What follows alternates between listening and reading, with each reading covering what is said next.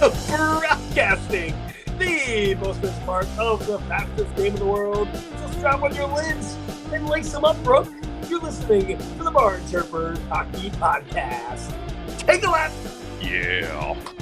Wrap it up, boys. Wrap it up. We're back again for another result/preview episode of the BarnChirpers, because we are the BarnChirpers and you're listening to us. Thank you for that. Follow us on all the things at BarnChirpers Pod. Just Google BarnChirpers Pod. You'll find all our things. We got to get into this because things happened and we're a little behind already today. And we're going to obviously go on rants because that's what we do. So, Cap, what do you want to talk about first?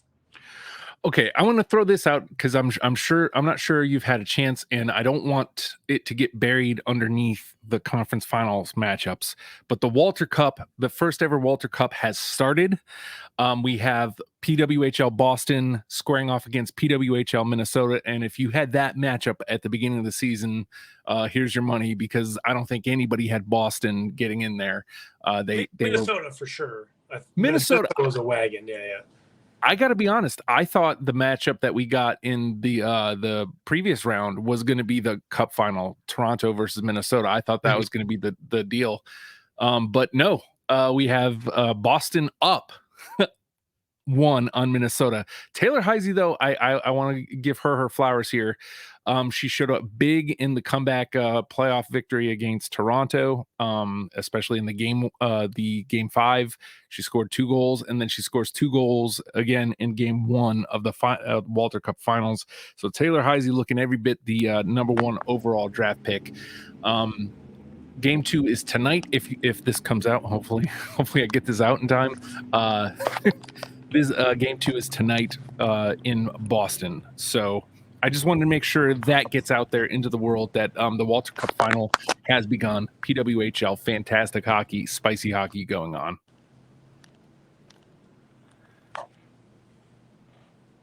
Oh no. I can hear you. You can't hear me. I wonder if that's a setting on me.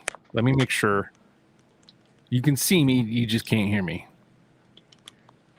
Oh. So it's just not sending it to you for some reason. Uh-oh. All right, I'm going to pause. And we got to acknowledge. Yeah, and I love Taylor Heisey. Like, she is the bomb. You know what I mean? Like, obviously. So I didn't get to see I totally forgot that Sunday was game 1. But I do have can I say the free trial? Yeah, I'll say I got a free trial right now of YouTube TV. So I think I can pop in there and watch it back, I think. Or I can probably find it on YouTube. So. Yeah, it's on YouTube. And also game 2 is tonight at 7 p.m. So I know you're having technical issues. So yeah, I won't see that tonight, but I'll watch the highlights in the morning. Yeah. So let's move on. So I want to say off the bat, because I chirp a certain guy all the time, being Austin Crybaby Matthews. He's a little B, right? Mm-hmm. But I want to start here with Vancouver, and I'm chirping Elias Pettersson for literally being a ghost this entire playoffs. Like, I'm kind of giving you the old, like, dude, I'm honestly regretting I don't regret anything in my life, but I am pretty close to regretting my decision of getting an Elias Pettersson sweater. I definitely should have got a JT Miller or a Connor Garland, because those 2 guys, or Brock Besser, those 3 guys, like by themselves, like, helped carry this team. And it seemed like everybody else in Vancouver was doing their part to carry this team. But Elias Pettersson gets the bag, and he doesn't do anything the entire playoffs. He has 13 games, 6 points, which is 2 more than Austin Matthews, but it doesn't matter. Like, literally a ghost. Didn't do anything the entire playoffs. And I hate you for that, you piece of crap. Like, you're supposed to be the superstar, and you did nothing, and that's why your team lost. I'm saying it like that. Yeah, you lost it for Vancouver. It's your fault. And look, we were texting back and forth at some point, like, I think after like game 3 or 4, we were like, props to Vancouver for hanging around, because both of us thought Edmonton was just going to wipe the floor with them, and they hung around, but not because of anything Pettersson did. And to your point, yeah, like they choked, and it it was such a weird series for that it went to Game 7 because literally it was just a flip flop. Like it was a Vancouver game, Edmonton was ghost. Then it was an Edmonton game, Vancouver was ghost. It literally just flip flopped. Like all 4 wins that Edmonton got, it was just Edmonton games, and Vancouver was like, "Who is this team?" Because I watched. I think I saw 4 games. Maybe, well, okay, 3 full games I watched, and then the other ones I watched the highlights. But even specifically just narrowing in on Game 7, like I watched that highlights this morning, the entire highlight reel was Edmonton in the offensive zone. That was the entire highlight reel. Vancouver had like 8 shots well into the second period. 8 shots. Like, I'm just so upset with the Vancouver Canucks. Like, so upset. And it just goes back to when we talked last time about the first round matchup with the Predators. And we're like, yeah, they were just playing down to Nashville. No, I think that's who they actually are, apparently. They just can't get shots or do anything unless they want to, because they do turn it on and then they're ghosts. So overall, I'm just very upset about how Vancouver ended their season, because I think he had a real shot with Seelov's playing out of his mind. I think he played great for being a rookie in that situation. And you had Stu on the ropes. They literally took him out for 2 games. So in that last game, Game 7, he comes back. Why weren't you peppering the net? His confidence was probably shaken. And you get 8 shots when the third period starts. Like, come on, man. I'm just upset. Like, I'm so upset about it. Well, and it kind of goes back to the beginning of the season. One of the things we said on the preview for Vancouver was that they're gaslighters. And I hate that they had such a great season and they managed to put away Nashville in 6. And we're thinking, okay, maybe it's over. Maybe they are, maybe they just played down, as you said. But nah, like, here they are. They showed us who they really are. And that's worrisome going forward. Like, I think you can hang your hat on the fact that you got this far this year, as far as like, this wasn't a wash of a season. But the way you went out is worrisome for next year, like big time worrisome for next year. And it gives me vibes of, sure, they pushed Edmonton to 7, but it gives me vibes of New Jersey last year, who people just couldn't figure them out all season. And then they get the first round win, and then they go and get obliterated in the second round. It gives me very much the same vibes. And if I'm Vancouver, I'm worried going into next season. We'll see what kind of moves they make, but like, yeah, it doesn't bode well in my humble opinion. I mean, yeah, I don't know. I'm just mostly, I'm just mad at Elias Pettersson for being a ghost. I really love most of that team. JT Miller is my guy. That dude, and Connor Garland, like, very comparably smaller players, but man, they do everything. They get in and muck it up, and they score timely goals. But yeah, anyway, I mean, hey, props to Edmonton. They did what they're good at. They scored on the power play. Evan Bouchard, I think, won 3 out of the 4 games himself with late period goals. So, I mean, hey, props to you, Edmonton. I mean, it wasn't even like a Connor McDavid show. So, no, but he was fired up. That's probably what the worst part about this is. Like, you guys shut down Connor McDavid and you still lost. Yeah. To that point, so like you're wearing the Dallas sweater, and sure. We already talked about Edmonton winning. So first, props to you, Joe. You nailed all 4 finalists. Did I really? Yeah. Oh, I thought I was wrong. No, you nailed the amount of games. Some of them are off. Oh, I thought I picked Vancouver. Nope. Oh, wow. Wait, hold on. Let me make sure. Are you sure? No, yeah. I picked Edmonton in 5. You picked Edmonton in 6. Oh, shoot. Well, all right, cool. Good for me. Pat him. Self high five. Yeah. And then let's see. You had, we both had Dallas in 7, so we both nailed that. You nailed New York Rangers in 6. And I nailed Florida in 6. You had Florida, but you had Florida in 5. So, well, dang. Yeah. Right. My computer or my TV is acting up. I'm going to go try to fix it real quick. I will be right back, friend. Okay, I'll just keep this rolling then. Yeah, because I can't pause me either. I can't see anything. Okay, I'll just talk about things then, I suppose. All right, we're rolling solo here. So I'll just be talking to myself. What I think about Dallas and Colorado was an awesome series. Such a high-powered series, back and forth. Both high-powered offenses. And sort of similar in the sense of the Vancouver-Edmonton series, where seemingly every game was somebody's game. You could see how the pressure was on. One team was putting on the pressure the most, but not in the sense where the other team was just totally out of it. It was just, you could see, oh man, like Colorado was really pushing Dallas right now. Dallas just can't seem to get anything. Or man, Dallas is really on top of Colorado. They just can't seem to get anything going. And that's how the last game turned out. Is it seemed like it was Colorado's game and Dallas just couldn't get anything going. And then, Dallas starts pushing in the third period and, they scored a goal that they called back on goalie interference, which I don't know, man. I mean, there's a whole conversation there with goalie interference.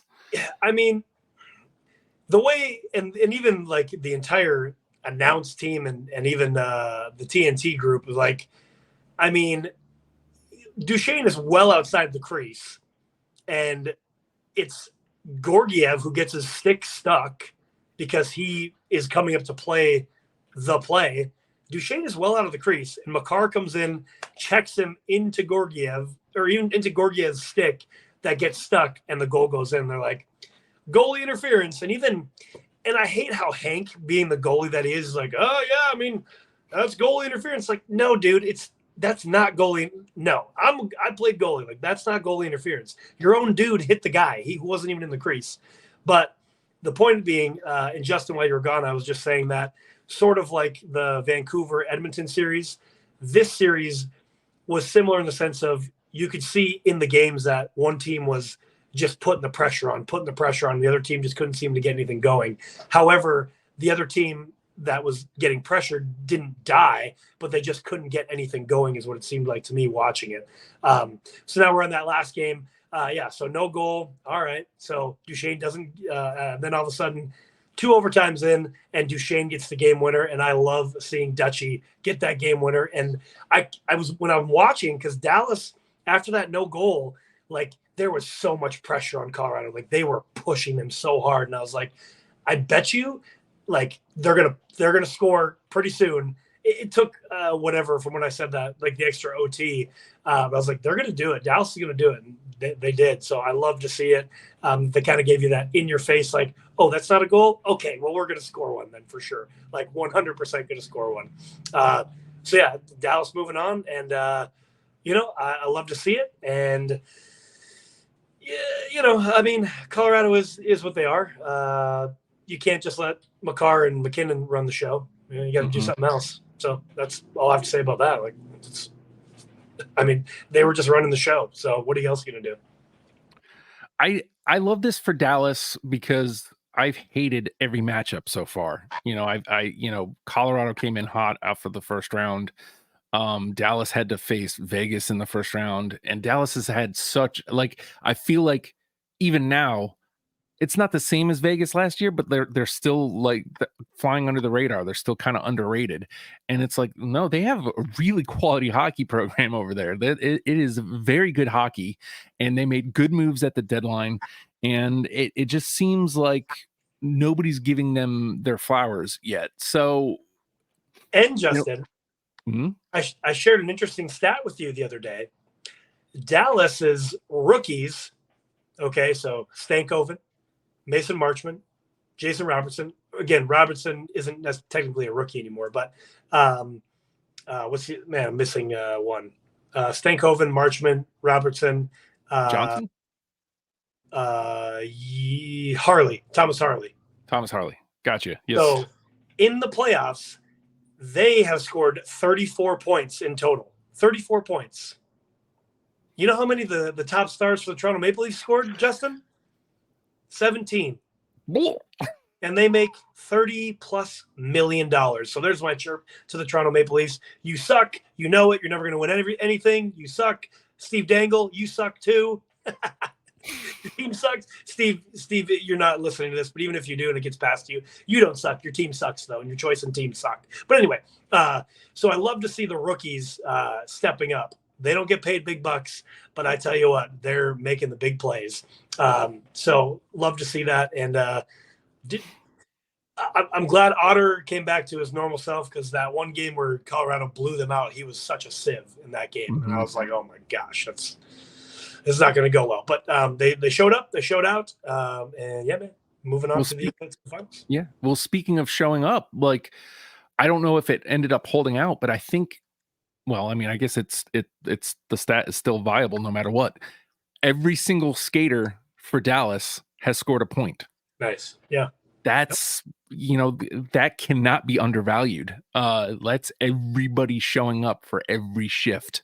You gotta love that. And they're bringing the lunch boxes, as it were. So they literally are the most dangerous team. They have 4 full lines of guys that can, like you just said that stat, they have 4 lines to play with and 3 sets of D. So, like, dangerous. If they can stay out of the box, well, we'll get to that when we talk about predictions. Let's move over. Justin, I hate to say this, and I said this in the chat too, that the Rangers are a good team, man. Yeah. I hate to say it, but they're a good team, and I don't want this to be like Vegas of last year where I'm counting them out and then they end up winning the cup. Ugh. But they're a good team. I mean, don't let them on the power play. Yeah. But guess what Carolina did? They kept taking dumb penalties, and guess what New York did? They scored on those power plays, and that's why Carolina lost the power play.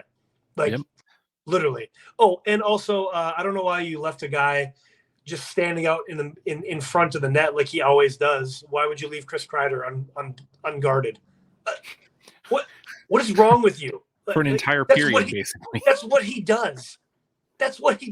And you left him literally wide open, and he gets a natural hat trick. Like, what are you doing? And I also say this: I gotta give the man his flowers. Like, I had this conversation earlier in the year that I didn't understand or value Chris Kreider at all.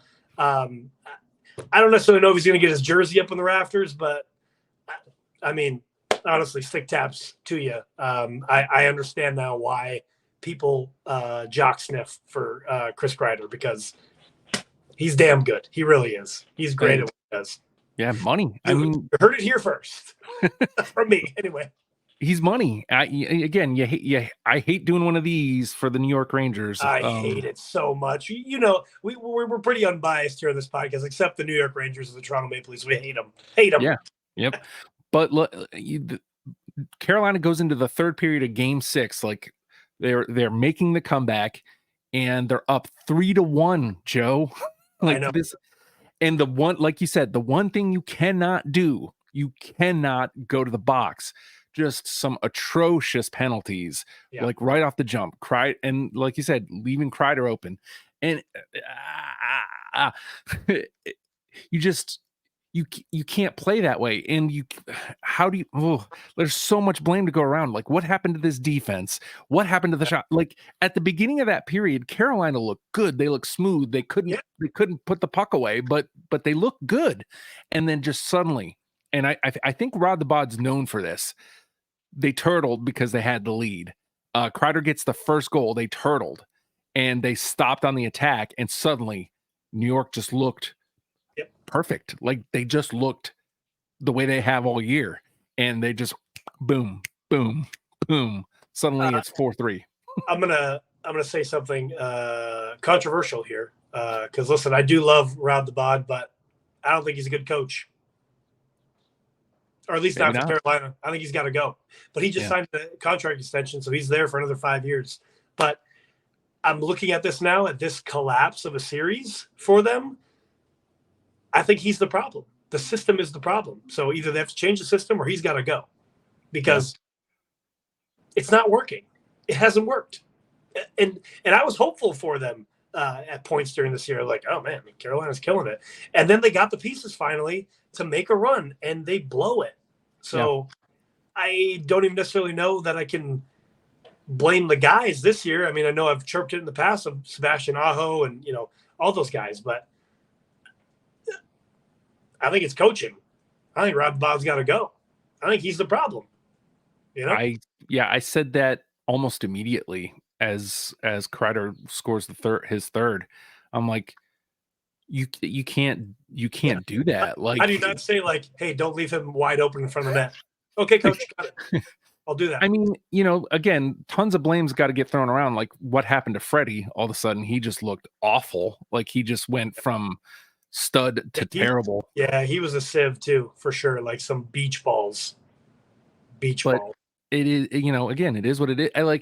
Again, none of this is to take away from New York, which I don't want to do. Like I said this going into this round is like I don't want this to be Vegas last year, but like at the same time, Carolina had them on the ropes, and they looked like they were the team that both of us thought they were, and they choked, and that's sure. Yeah, the guys a little bit sure, but to your point, man, like immediately my thought was, I think Rod's got to go. I think they need to move on from him because they can't get over the hump.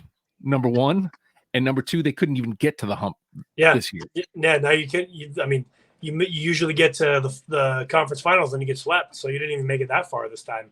But yeah, not taking away from the Rangers. Like I said, they're a good team, and good teams take advantage of opportunities, and that's exactly what they did this entire series. So, it's the last time I'm saying it this episode. Stick taps to the New York Rangers for being a good team. Ugh. But let's talk about their opponent though. Let's move on to the other matchup. Florida. Well, they almost blew it too, though. Yeah, they did. They almost blew it too. They did.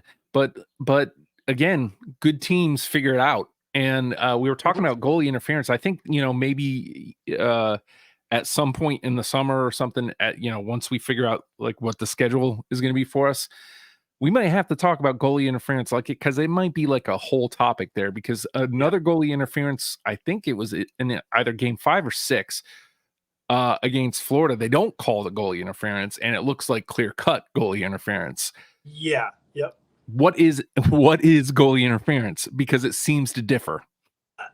I mean, so from my interpretation of the rule is any interference that the goalie cannot reset his position to play the puck. So in this case, the cross check, I think it was to Coyle, and Coyle falls into Swayman. And then, the goal was scored. So like, to me, that's goalie interference. Like you pushed a player, his own player, into him, and then the goal was scored. Whereas, the one in Dallas that they called no goal, who was clearly out of the crease, and he got bumped, still not even in the crease. So like, I think there's too much. Excuse me. I think there's too much interpretation of the rule as it is. I think it just needs to be more clear cut. Like, for instance, if the puck goes in the net, it's a goal.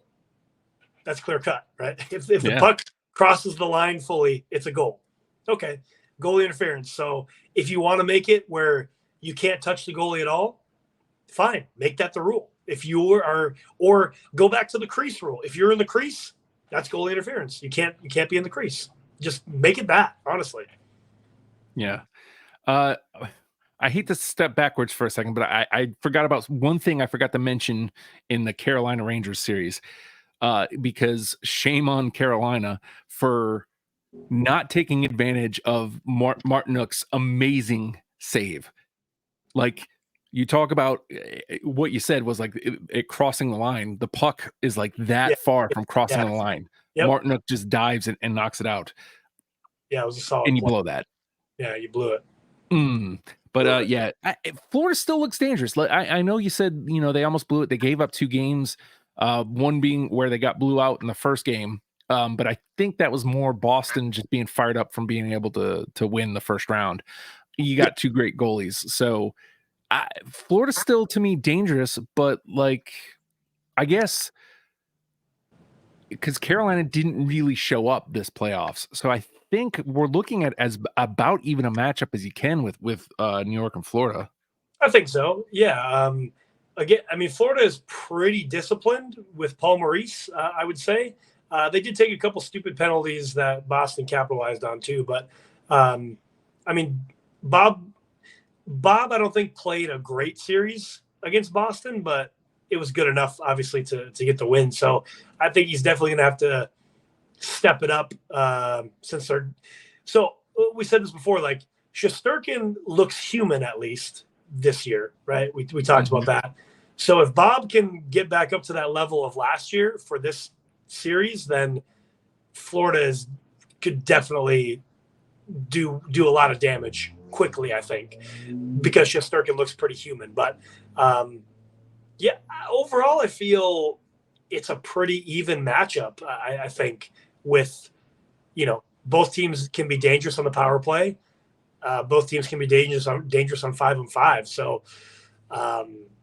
yeah, Florida still looks strong, I think, even though they went to 7 games with Boston. But like you said, I think Boston was just fired up there, and hey, you just can't close it out sometimes. I think the biggest thing, or I wonder how much destroying Tampa did, because again, Boston comes in, wins, I think it was 5-1 in game 1. Florida turns around and like just murders them like the next 2. And it's like, oh, okay, there they are. This is what's up. And then they let them back in. You can't in this, you in the playoffs, you can't turn it on and off like that. And the Rangers especially are not going to let you turn it on and off like that. The Rangers are a pretty consistently good club. Again, but I'm not saying it. You can say it. But like, I hope they learned their lesson in Boston, because the Rangers are definitely a better club than the Boston Bruins were this year. Yeah, and I'm glad that Boston got put out of the playoffs on home ice. I just love seeing that every single time, whether it's 2019 when they lose to the Blues in the Stanley Cup, or in this case when Florida beats them on home ice last year, or Florida beats them on home ice this year. I just love to see it. So, but I mean, I will say props to Boston in the sense that they got further than we expected them to get. I mean, the fact that they don't really have a first line center and they got all the way to game 6 of the semifinals is pretty good, I'd say. Yeah, they definitely outperformed what we thought for them at the beginning of the year. And I mean, sure, like part of that is, the luck of the draw. You draw Toronto, who sure, yeah, they're going to lose. Yeah, they're gonna lose, obviously. So, but still, you got to beat them. Like, you have to go out there on the ice and actually do it. So, I will say about this too. So, I'm glad that Marchand got asked about in game 2, whatever it was, Sam Bennett goes to check Marchand, and there's a different angle where we see Bennett gives him a little jab in the face, right? I mean, it is Marchand, so like I kind of love it that it finally happened to him. But what I really love is Marchand got asked about that after the series was over. And essentially, I'm summing this up, but essentially he said, that's playoff hockey. I've been on the other end of that many times, so it is what it is. Like, I'm not going to cry about it.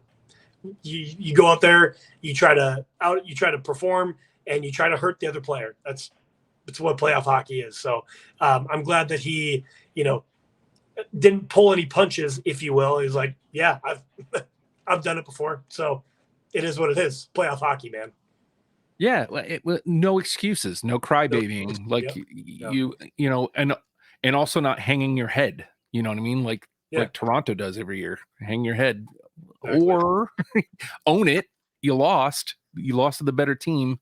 And it's playoff hockey. It is hands down the best playoffs in sports, period. End of discussion. There is nothing better than playoff hockey, and I mean, the proof is in the pudding. The PWHL is in playoffs, and again, it's up another level because you want to win. Like, you don't have but so many games left in the season. It just, playoff basketball is better than regular season basketball for sure. Oh, great. My TV just turned off again. Oh Nice. my God. Playoff basketball is definitely better than regular season basketball, and playoff baseball better than regular season baseball. But, and I'm going to go fix my TV here in a second. Nothing, and I mean nothing, compares to playoff hockey. I got to fix my TV because it turned off. I'll be right back. All right. I'll just talk to myself again. And I'll just talk about, you mentioned about how great playoff hockey is. And it's true. The intensity is picked up. Guys want to win. Unless your name is Austin Matthews. He clearly doesn't want to win. He never does. He gets paid a bunch of money, as we know, and I chirp about him all this time. But some guys want to win as much as they want to breathe. And some guys just want to collect paychecks and sort of play or make excuses when they lose. So anyway, Craig Berube was hired as the new coach of the Toronto Maple Leafs. So even though he came in and helped the St. Louis Blues win in 2019 and brought them, Justin is just back now. I just said Craig Berube was just hired as the Toronto Maple Leafs new head coach. And I was just giving him his props of he came in mid-season for the St. Louis Blues in 2019 and brought them to a Stanley Cup. But I also mentioned that some guys want to win as bad as they want to breathe. But unless your name is Austin Matthews or you're the Toronto Maple Leafs, you're just going to make excuses and lose. So even though Craig Berube is a great coach, I hope you like coaching a bunch of losers, Chief, because that's what they are. They are losers. Anyway, that's my last chirp of the Toronto Maple Leafs today. So the only thing I'll tag on there, on paper, that's a great hire. On paper, that is a terrific hire. But I don't see it working out that way. They'll be in the playoffs. Maybe they'll get to the second round next year. Maybe. But I don't know. History does not look fondly on that. I'm gonna make a bold prediction right now. I'm gonna say that they get the second wild card and then they get bounced in the first round, probably by Florida. Well, a lot of that depends on who these guys hire, if you ask me, and more on that as the summer and whatnot progresses. So let's stay on the East. Yes, let's stay on the East Coast here. We got Panthers and the Rangers, which I think technically is the more intriguing series because I think it's more even. What do you think, Panthers or Rangers? Well, again, I don't want it to be a Vegas of last year type thing.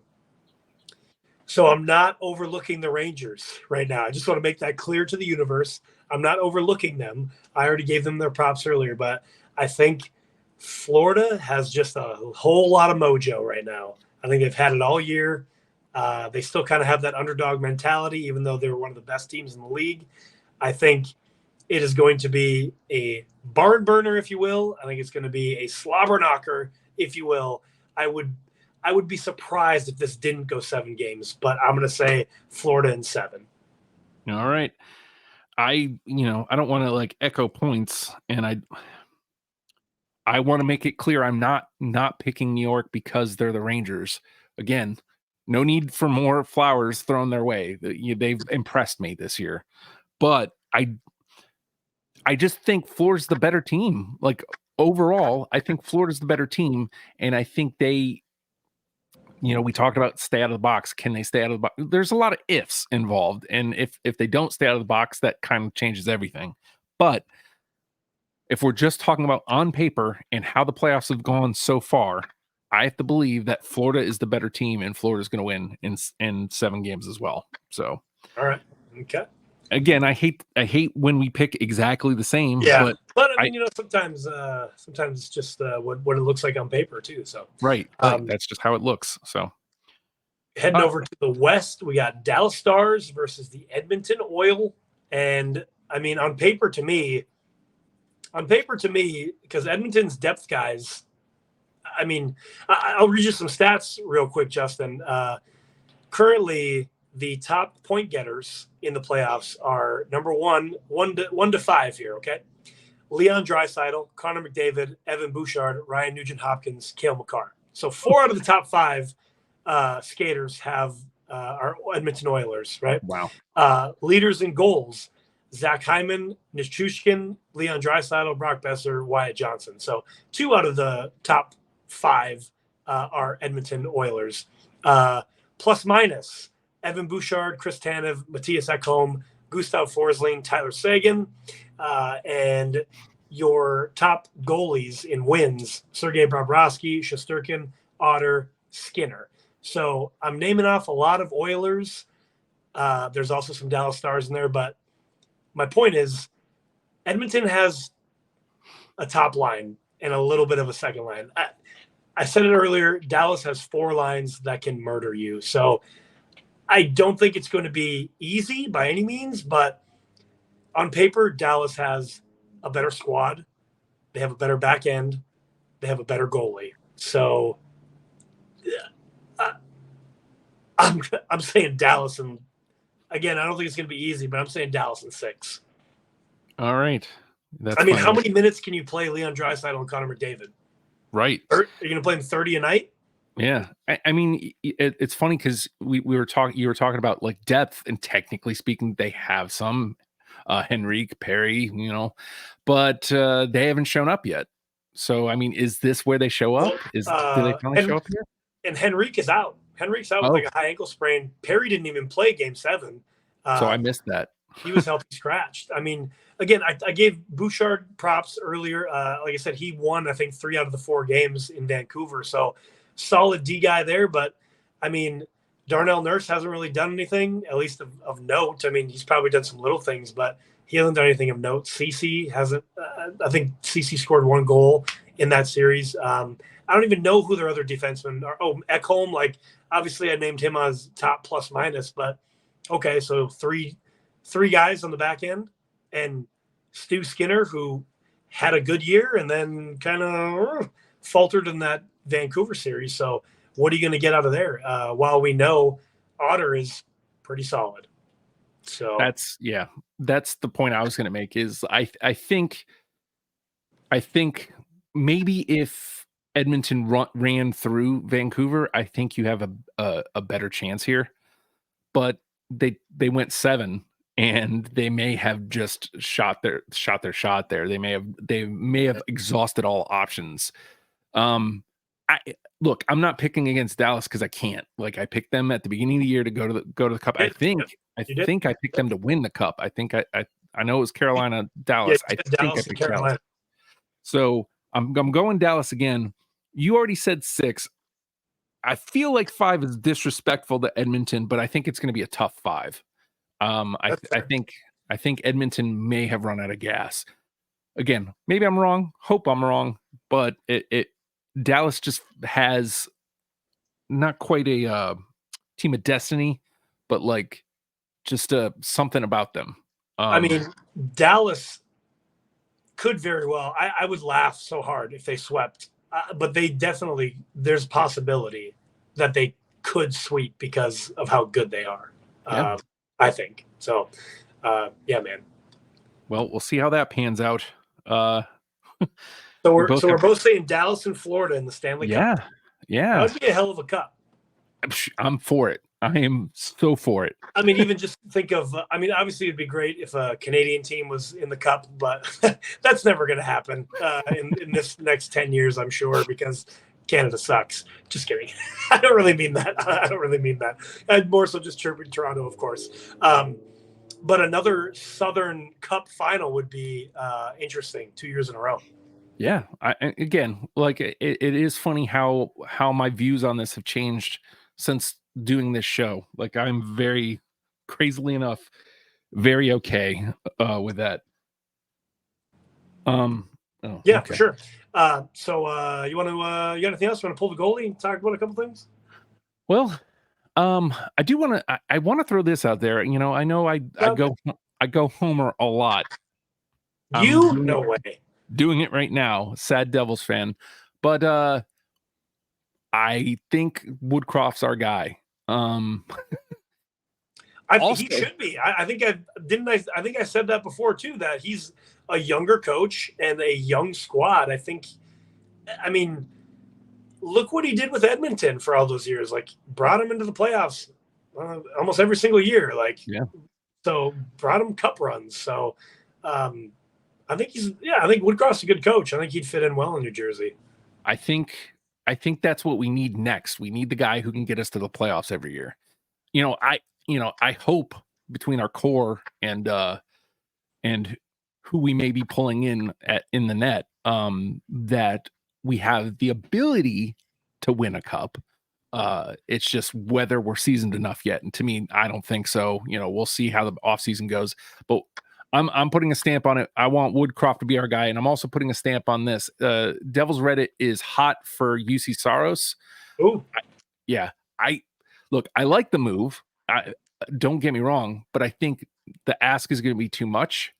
I think we have to give up for that. Yeah, I think the better play. Although I have definitely softened on Holtzy, I feel like Holtzy can go.